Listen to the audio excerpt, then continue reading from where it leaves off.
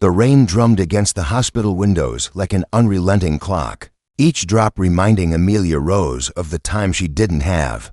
Her father lay in the bed beside her, his breath shallow, his once powerful frame now fragile against white sheets. She had grown up believing her father was unbreakable, the man who lifted beams with his bare hands, who built houses brick by brick, who always managed to smile even when his body ached. Now, machines hummed and beeped where laughter used to be, and Amelia felt her own strength slipping away. She pressed her hand gently against his, tracing the rough scars that had shaped her childhood. "Papa, you're going to be fine," she whispered, though the tremor in her voice betrayed her. His eyes opened, faint but still filled with the same kindness he'd always carried. "Mia," he rasped, "don't lose yourself trying to save me. Promise me you won't sacrifice your life for mine." But Amelia could not promise that. Every fiber of her being was already given to this fight. She worked days at the school, nights at the diner, weekends cleaning offices, yet no matter how much she worked, it was never enough. The treatment that might give her father a chance cost more than her entire yearly salary times 10. The weight of it crushed her chest until she struggled to breathe. That evening, after hours of holding back tears, she finally stepped into the hallway. The fluorescent lights buzzed faintly overhead, casting the world in a harsh glow. She was so lost in her thoughts, calculations, desperate prayers, the endless circle of "how will I make it happen," that she almost collided with someone stepping out of the elevator. "I'm so sorry," she murmured, brushing her hair from her face. Then she looked up. The man standing before her was unlike anyone she had ever seen in real life. He carried himself with an authority that seemed to quiet the chaos around him. His suit was cut with precision, his shoes shining, his dark hair perfectly in place, and his gray eyes cold, yet strangely familiar, rested on her as if they saw far more than her appearance. "No harm done," he said in a calm, even voice, but he didn't move on. He studied her for a long moment, and then asked, "You're Amelia Rose, aren't you?" She blinked, startled. "Yes, but how do you know my name? I've been hoping to speak with you." He gestured toward a small seating area by the window, far from the bustle of nurses and visitors. "May we talk privately?" Every instinct told Amelia to refuse. She didn't know this man, didn't understand why he knew her name. But there was something in his tone, not demanding, not pleading, but certain, that made her hesitate. Slowly, she nodded, and they sat across from each other. The man folded his hands, his eyes never leaving hers. "My name is Nathaniel Blake," he said, as if the introduction alone explained everything. And in a way, it did. Amelia had seen the name in newspapers, on headlines, attached to innovations and impossible wealth. Blake Industries. The man sitting before her was a giant in the world of technology, and yet here he was, in a hospital corridor, speaking her name. "I know about your father's condition," Nathaniel said, his tone direct, "and I know the financial burden you're under. Traditional funding sources won't help you. I'm prepared to offer you a way forward." Amelia's heart thudded, her cheeks burned. "I don't understand why someone like you would care about my personal life." "Because I need something," he said simply, "and helping you helps me." The words unsettled her. She shifted in her seat, clutching her worn bag tighter. "What exactly are you asking for?" Nathaniel leaned forward slightly, his gaze steady. "Marriage," Amelia stared, certain she had misheard. "Excuse me, I need a wife, not forever. Just 1 year." His words were steady, as if this was a transaction he had rehearsed 1,000 times. "In exchange, I will cover every expense for your father's treatment and ensure you are financially secure. At the end of the year, you'll walk away free with enough resources to build any life you want." The hospital air seemed to vanish. Amelia couldn't breathe. Marriage to a man she had just met. It sounded absurd, even cruel, yet the seriousness in his expression told her this was no joke. Her first instinct was to say no, but the image of her father, pale and fading, rose in her mind. His voice echoed, "Don't sacrifice your life for me." But what if her life was the only thing left to give? Tears pricked her eyes, though she tried to blink them away. "Why me?" she whispered. "Of all the people in the world, why me?" Nathaniel's expression softened, though only slightly. Because you're honest. Because you don't know how to pretend. And because sometimes the strongest alliances are built on necessity, not choice. Amelia's pulse thundered in her ears. She wanted to run, to scream, to argue. Yet in the depths of his gray eyes, she saw something unexpected, something almost human. A loneliness, a wound he was hiding behind walls of wealth and power. The offer lingered between them like a storm waiting to break. Amelia's world had already collapsed once. Would this choice save her father or destroy what little she had left of herself? She didn't know. But one thing was certain. Nothing in her life would ever be the same again. Amelia could not sleep that night. The hum of the hospital machines echoed in her mind, mixing with Nathaniel Blake's words like a haunting melody. Marriage, 1 year, security, my father's life. She turned over on the stiff cot in her father's hospital room, staring at the ceiling tiles that never seemed to change. Every time she closed her eyes, she saw her father's face, pale but peaceful. And then Nathaniel's gray eyes, sharp and unyielding, waiting for her answer. She rose before dawn, slipping into the hallway. The hospital was quieter then, the usual rush of footsteps replaced by a heavy silence. At the end of the corridor, she stopped by the window, watching the sky shift from black to soft gray. The world outside moved forward as if nothing had changed, while hers balanced on the edge of a choice she couldn't make. Her phone buzzed in her pocket. Unknown number. With hesitation, she answered. Miss Rose. His voice was unmistakable. Calm, controlled. I trust you've thought about my proposal. Her throat tightened. You can't just call it a proposal like it's ordinary for me. It is business, he replied, his tone steady, without apology.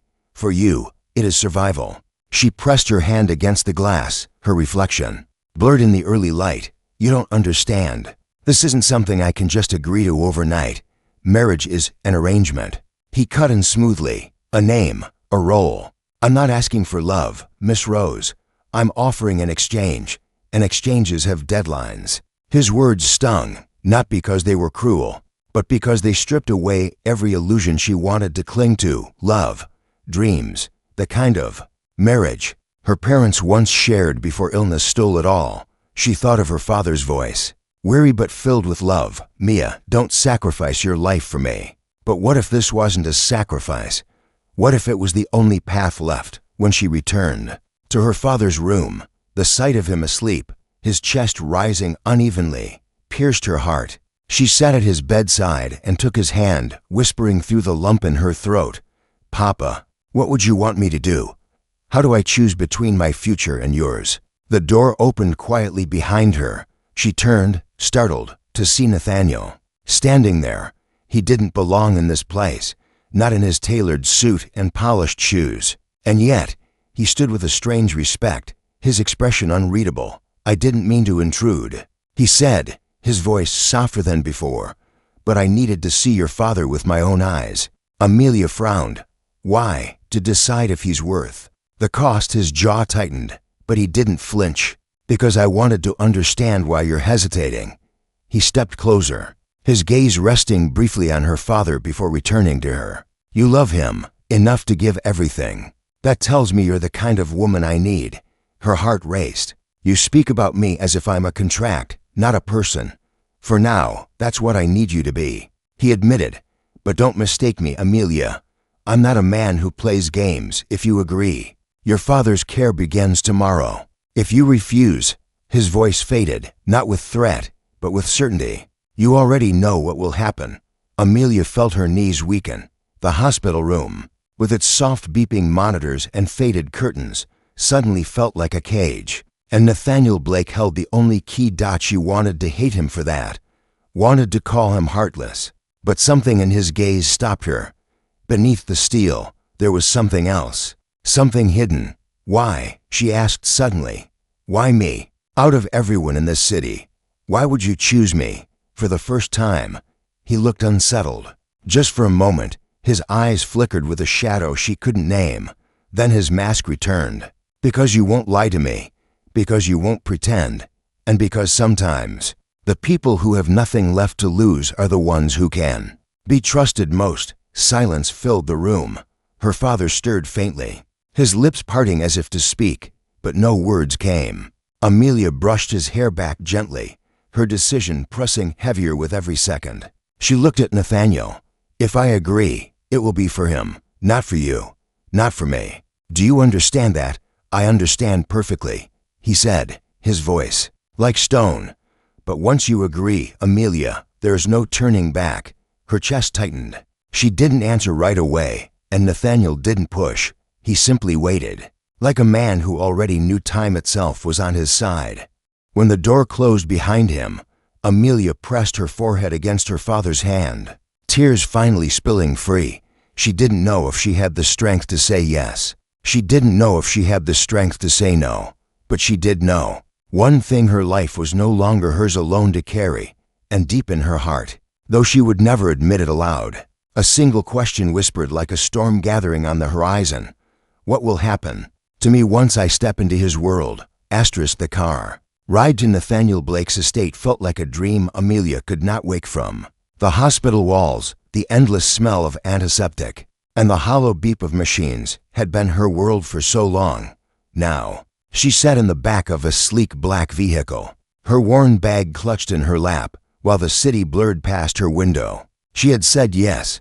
The words still echoed in her chest like a bell she couldn't silence. 1 year, a contract, a marriage that wasn't real. She had promised herself it was only for her father. And yet, with every passing mile, she wondered what part of herself she had just given away. The gates of Blake Manor opened with a silent command, revealing a driveway lined with ancient oaks and perfectly trimmed hedges. At the end stood the mansion, a structure so vast and elegant that Amelia felt smaller with each step. The car took closer. The stone walls rose high, adorned with ivy, as if the house itself had stood against time, untouchable. When the driver opened her door, she hesitated. The air smelled different here, rich with roses and rain-washed earth. Nothing like the sterile hospital corridors she had lived in. She adjusted the strap of her bag on her shoulder, suddenly conscious of her thrift store dress and scuffed shoes. Stepping into this place felt like stepping into another world, one where she didn't belong. Nathaniel was already waiting at the entrance, his figure framed by the massive double doors. His expression was unreadable, as always composed, cool, but watchful. "Welcome home," he said simply, as though the words could erase the strangeness of it all. "This isn't my home," Amelia replied quietly, unable to stop herself. "For 1 year, it is." The words tightened something inside her chest. He extended a hand, not for her to hold, but as a gesture leading her inside. She stepped past him, her heart pounding as her eyes adjusted to the interior. Marble floors stretched endlessly, polished to a shine that reflected the chandeliers above. Paintings lined the walls, portraits of stern ancestors whose eyes seemed to follow her, judging her intrusion. A staircase curved elegantly upward, its banister gleaming like liquid gold. She wanted to turn around, wanted to run back to the life she knew, however hard it was. But she thought of her father, asleep in a hospital bed, with the promise of treatment secured because she had said yes. That thought kept her feet moving. "This way," Nathaniel's voice guided her. He led her through corridors so vast she thought she might get lost if she were left alone. Finally, he opened a door to a room unlike any she had ever seen. The walls were painted a soft cream, with tall windows draped in velvet. A bed, large enough to swallow her whole, stood at the center, dressed in crisp linens. At the corner, a bookshelf stretched high, filled with volumes she longed to touch. "This will be your room," he said, stepping back as if to give her space. Her room. The words sounded strange. She dropped her bag at the foot of the bed and turned to him. "You said this would be a marriage, yet you've given me a separate room." A faint shadow crossed his expression, but he didn't flinch. "This is an arrangement, Amelia. Appearances matter, but within these walls, you'll have privacy." Something about his tone unsettled her. It wasn't unkind, but it wasn't gentle either. It was protective, though she couldn't tell if it was for her sake or his. That evening, Amelia followed Nathaniel to a dinner that seemed torn from another world. A long table stretched across a dining hall, set with crystal, glasses and silver cutlery. Servants moved quietly, serving dishes that looked more like art than food. Amelia sat at the opposite end of the table, the distance between them so vast it felt symbolic. She picked at her plate, her appetite drowned by nerves. Nathaniel watched her, though subtly. He spoke little, asking only if she was adjusting. She wanted to answer honestly that she wasn't, that every corner of this place made her feel like an intruder. But she swallowed the words. After dinner, as she wandered the halls, Amelia paused before a set of double doors slightly ajar. Curiosity pulled her forward. Inside, she found a study lined with books and papers. On the desk, a framed photograph caught her attention. She stepped closer. It was of a young boy, no more than 10, standing beside a woman with kind eyes. The boy's smile was bright, but the woman's face carried a sadness Amelia recognized. Before she could look closer, Nathaniel's voice broke the silence. "You shouldn't be in here." She spun around, guilt flushing her cheeks. "I am sorry. I didn't mean to intrude." He stepped into the room, his gaze resting briefly on the photograph before turning to her. For the first time, his composure cracked, just slightly. "There are parts of this house that belong to the past. Some doors are better left closed." Amelia wanted to ask about the boy, about the woman, about the shadow in his eyes that no wealth could erase, but something in his tone stopped her. She simply nodded and slipped past him, her heart pounding. That night, as she lay in the vast bed, sleep would not come. The mansion was silent, yet she felt watched, surrounded by histories she didn't understand. And in the darkness, one truth pressed heavily against her chest: she was no longer just Amelia Rose, the teacher struggling to survive. She was Amelia Blake, bound by a name that wasn't hers, to a man whose secrets could break them both.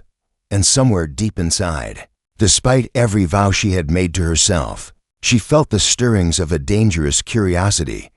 Who is Nathaniel Blake, really, and what pain is he hiding behind those gray eyes? The days inside Blake Manor began to blend together, each one polished and proper, yet leaving Amelia with a strange emptiness she couldn't shake. Outwardly, everything looked perfect. She walked beside Nathaniel at charity events, smiled at cameras that captured their every step, and wore dresses carefully chosen by his assistants to fit the image of a billionaire's wife. To the world, she appeared transformed, a woman lifted from hardship into a life of splendor. But inside, she felt more like an actress trapped on a stage, reciting lines she had never rehearsed. At night, when the events were over and the photographs printed, she would return to her room alone. She would slip off the diamonds she never asked to wear and stare at herself in the mirror, wondering if anyone could see the truth behind her smile. Nathaniel was always distant, his face unreadable, his words precise. He was a man who knew how to play the world like a game of chess. But Amelia sensed there were pieces he guarded too closely, moves he refused to reveal. One evening, after another flawless public appearance, Amelia wandered through the garden behind the manor. The moonlight bathed the roses in silver, and the air carried the quiet hum of crickets. For the first time in weeks, she felt she could breathe. She thought of her father, now receiving treatments that had once been impossible. The knowledge that he was growing stronger gave her comfort, but it also twisted her heart with guilt. Every moment here was bought with his chance at life. Every step she took in this world was borrowed. She didn't hear Nathaniel approach until he spoke. "You don't sleep much." Amelia turned, startled to see him in the shadows of the garden. He wasn't in a suit tonight, only a dark shirt, his jacket draped over his arm. The sight of him without his usual armor of perfection made him look almost human. "I think too much," she admitted softly. "About leaving?" His question was direct, yet his voice carried a strange edge, not cold, but almost uncertain. "About everything," she replied. "About who I am now, about what happens when this year is over, about what will be left of me." He studied her, his gaze unreadable. Then, almost reluctantly, he said, "You'll be free." The word caught in her chest. Freedom. It sounded simple, but she couldn't ignore the heaviness in his tone, as if he knew freedom always came with a price. Amelia hesitated, then asked the question that had been haunting her since that night. In his study, Nathaniel, who was the boy in the photograph, for a long moment, he didn't answer. His jaw tightened, and his eyes turned away. fixed on the roses as though their thorns carried secrets only he could understand. "My brother," he said finally, his voice low. "He died when he was 12. The weight of his words hung heavy. Between them, Amelia felt her breath catch, not from shock, but from the sorrow she heard behind the calm delivery. "I'm sorry," she whispered. Nathaniel's expression hardened, but not at her. It was the kind of hardness that came from years of carrying something too heavy to put down. "Sorry doesn't change the past." Amelia wanted to step closer, to bridge the distance he had built around himself, but she held still, sensing that his walls were not easily broken. "You cared about him," she said instead. "That's why you keep his picture." "He was the only one who saw me," Nathaniel admitted quietly, his tone sharp with an honesty he seemed unused to sharing. "The world only sees what I build, what I control. He saw more, and I failed him." His words struck Amelia deeply. Beneath the polished exterior, beneath the control, Nathaniel carried wounds he never let the world see. And for the first time, she realized that maybe their arrangement wasn't just about business or appearances. Maybe Nathaniel had chosen her because she wasn't dazzled by his wealth, because she looked at him and saw not a billionaire, but a man still haunted by loss. The silence stretched, filled only by the whisper of leaves in the night wind. Finally, Nathaniel straightened, pulling the mask of composure back over his face. "It's late. You should rest." He turned to leave, but Amelia's voice stopped him. "Nathaniel." He paused, his back to her. "You don't have to carry it alone." For a moment, she thought he might respond, but he walked away, his figure fading into the shadows of the manor. Yet Amelia knew she had touched something fragile within him, something he had buried for too long. That night, lying awake in her bed, Amelia's thoughts would not rest. She told herself this was only a contract, only a year, only a sacrifice for her father's life. But her heart whispered something more dangerous. What if this arrangement was changing her too? What if the man behind the steel walls was someone she could come to care for? And worse, what if caring for him was the one thing she was not allowed to do? Morning light spilled through the tall windows of Amelia's room, but she barely noticed. Sleep had been shallow, broken by fragments of dreams she couldn't understand. Her father's voice, Nathaniel's shadowed eyes, the boy in the photograph. She rose quietly and moved to the balcony, the garden below painted gold by dawn. This house was filled with beauty, yet beauty here always seemed to hide sorrow. The days that followed their midnight conversation in the garden were different. Something in Nathaniel had shifted. He was still composed, still precise in every word and movement, but occasionally his mask slipped. He asked about her father's progress with genuine interest. He paused during meetings to ensure she wasn't overwhelmed. Once, after a charity gala, he placed his coat over her shoulders without a word when the night air grew cold. These were small things, gestures so subtle most would overlook them, but Amelia noticed. Each one chipped away at the image of him she had built, the ruthless billionaire, until she began to see the man beneath. And that frightened her more than anything. She reminded herself constantly, this was temporary, a contract, 12 months, and nothing more. Her role was to stand beside him, smile when the world demanded, and leave when the time came. Yet every kindness, every glimpse of vulnerability in his eyes, tugged her closer to a line she had promised never to cross. One evening, as summer storms gathered outside, Amelia found herself in the music room, a place she had discovered by accident. The grand piano gleamed beneath the chandelier, untouched and silent. She sat at the bench, her fingers brushing the keys. Music had once been her comfort, a gift from her father when she was a child, but she hadn't played in years. Hesitant, she pressed a key, then another, until a melody began to form, soft, uncertain, but alive. She didn't realize Nathaniel had entered until she heard his voice. "I didn't know you played." Amelia startled, her fingers slipping from the keys. "I used to," she admitted. "Not anymore." "Play something," he said, not as a command, but almost as a request. She hesitated, then let her hands settle on the keys. The melody that emerged was slow and tender, filled with the ache of everything she had carried: fear, hope, love, and loss. When the last note faded, silence filled the room, like a breath held too long. Nathaniel stood by the doorway, his expression unreadable, yet his eyes betrayed something raw. "You bring life into this house," he said quietly. I had forgotten what that sounded like. The words lingered, heavy with meaning. Amelia's chest tightened, and for a moment, neither of them moved. Then thunder cracked outside, breaking the spell. Nathaniel turned away, his voice firm again. "Dinner is ready. You should eat." But Amelia knew she had touched something within him, and it terrified her how much it touched something within herself. The storm that night raged through the halls of the manor, and with it came a storm Amelia could not escape. She found herself watching Nathaniel more closely, the way his eyes softened when he thought no one was looking, the way he carried the weight of his empire with quiet exhaustion, the way his hand brushed hers by accident and sent a shiver down her spine. She tried to bury it, to remind herself of the terms she had agreed to, but the truth was undeniable. Something was growing between them, something dangerous. The world outside their fragile arrangement did not stay silent either. Rumors began to swirl in the press.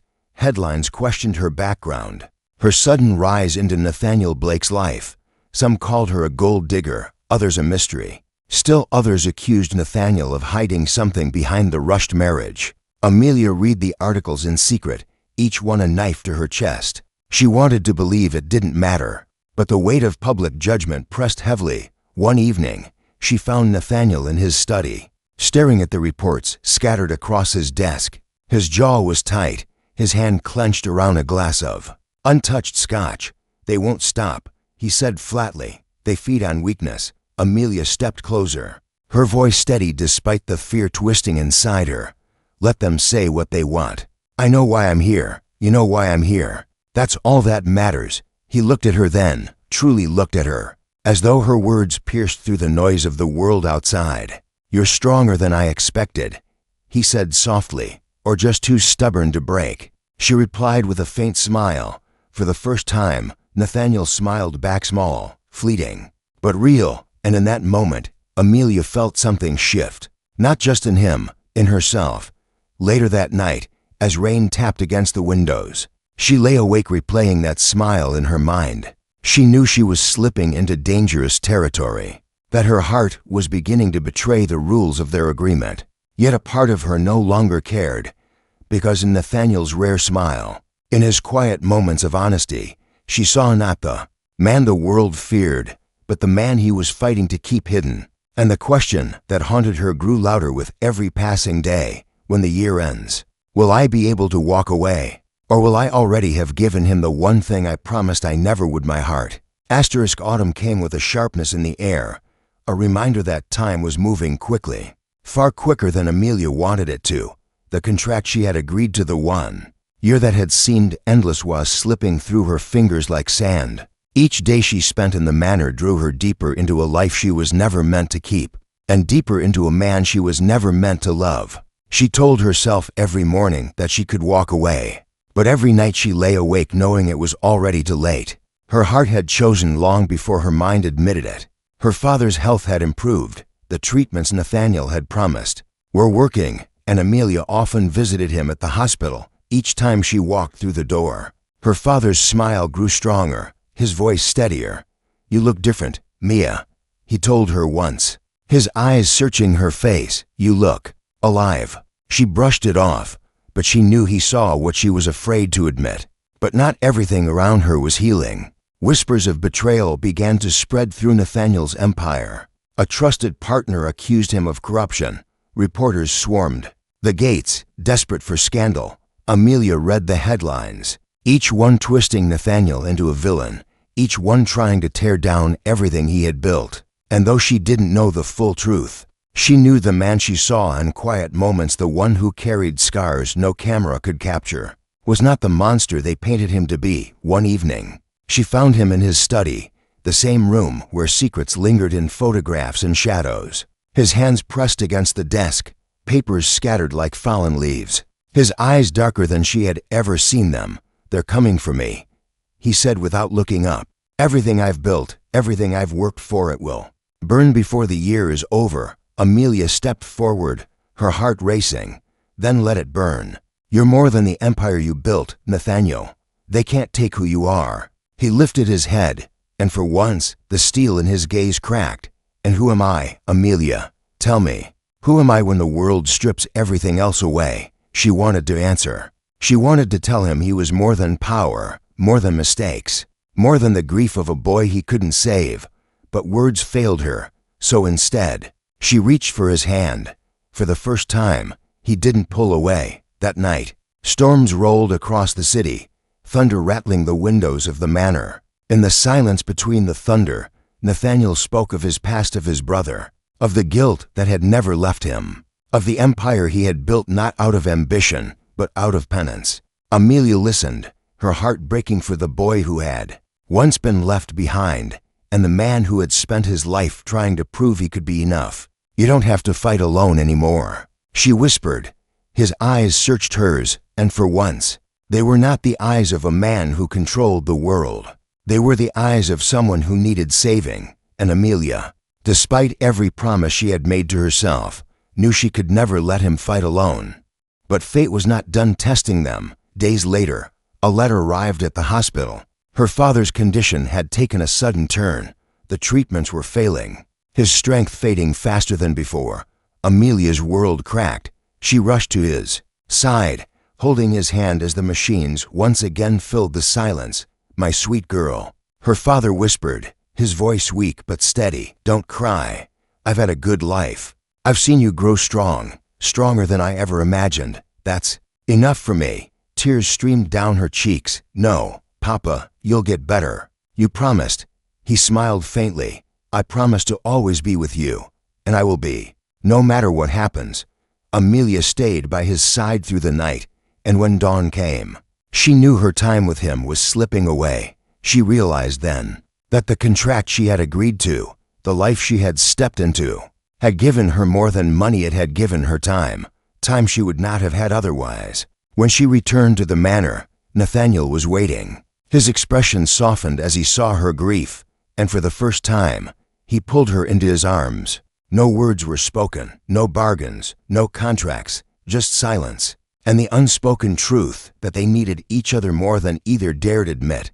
The year was not over, but Amelia knew the choice ahead of her was no longer simple. She had entered this arrangement for her father, for survival, but somewhere along the way, she had found something she never expected, love that terrified her, love that healed her, love that could break her. And as autumn winds carried the first chill of winter, Amelia realized her story was no longer just about sacrifice. It was about courage, about choosing to love, even when everything around her threatened to take it away. The question that had haunted her since the beginning now stood at her door, demanding an answer when the contract ended. Would she walk away, or would she finally admit the truth that somewhere between pain and promise, she had found the one thing she never thought she deserved?